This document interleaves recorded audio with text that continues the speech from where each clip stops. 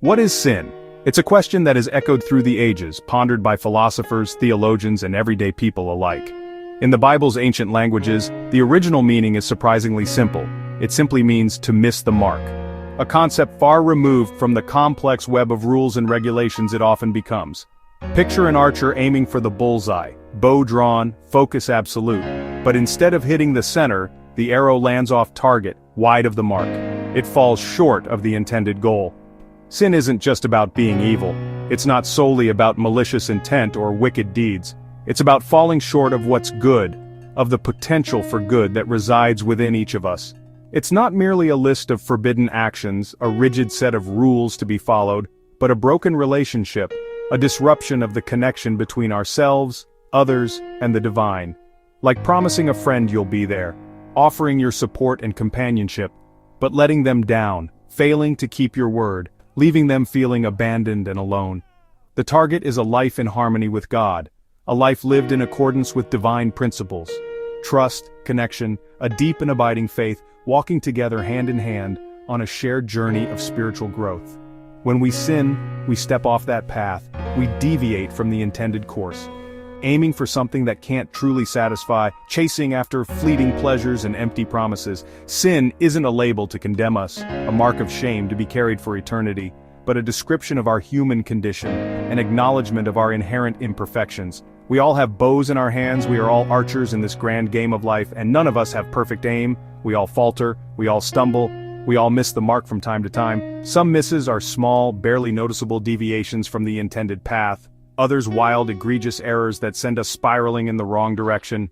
But we all miss the mark. We are all imperfect beings striving for something greater.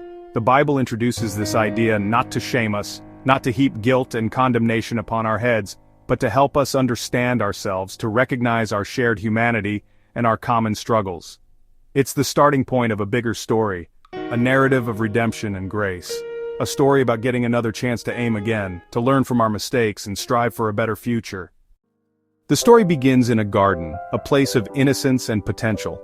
It starts with Adam and Eve, the first humans, in a setting of perfect harmony. Their initial state was defined by trust, a deep connection with each other and their creator.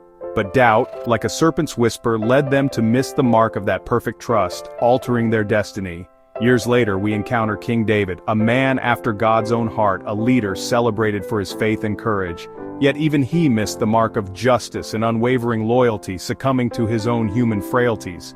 This occurred when he took Bathsheba, a woman who was not his to take, and in a grave abuse of power he had her husband Uriah killed in battle to cover his sin.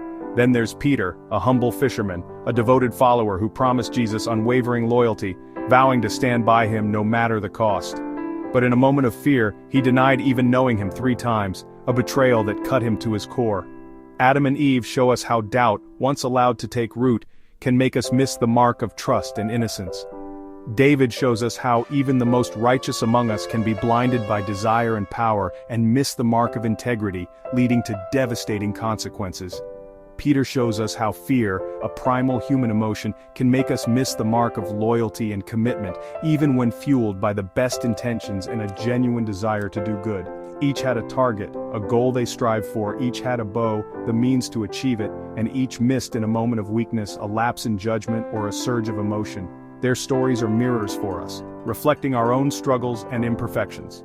We all have moments where we aim for good, where we strive to do what is right and honorable, but our arrows, despite our best efforts, sometimes go astray, veering off course. Sin isn't just about failure, it's not simply a matter of falling short of perfection. It's about being human, with all the complexities and contradictions that entails. These stories, etched in ancient texts, remind us that missing the mark is a universal aspect of the human experience. We all fall short, stumble, and make mistakes, no matter how noble our intentions may be. But the story doesn't end there. In the darkness of our failures and shortcomings, there's always a chance to learn from our mistakes, to pick ourselves up, and to aim again with renewed purpose. That's the enduring hope woven through every story, the promise of redemption and a fresh start. We often think of sin as a simple matter of right and wrong, a checklist of rules to follow or to break, but the reality is far more profound. Sin isn't just breaking rules, it's the fracturing of something much deeper. It's breaking relationship, a severing of connection. Adam and Eve didn't just eat forbidden fruit, they made a choice that resonated through eternity.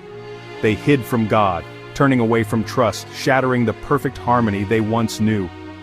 David's sin wasn't just his actions, it was a betrayal of his sacred duty, but turning his back on his calling and living a lie, a shadow of the man he was meant to be. Peter didn't break a law, he didn't violate a commandment in that moment, he broke a bond of friendship in a moment of crisis, a bond that was meant to be unbreakable. The pain wasn't fear of punishment, it wasn't about avoiding earthly consequences, but the agony of betrayal and distance, the ache of separation from the one he loved and followed.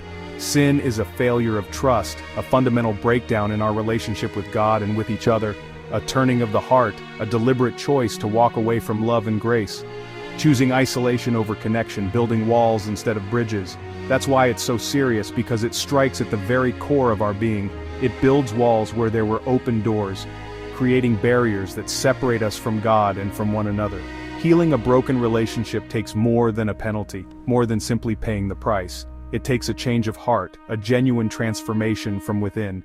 It means turning back, facing the one you've hurt, acknowledging the pain you've caused, and admitting you missed the mark, confessing your failures and seeking forgiveness.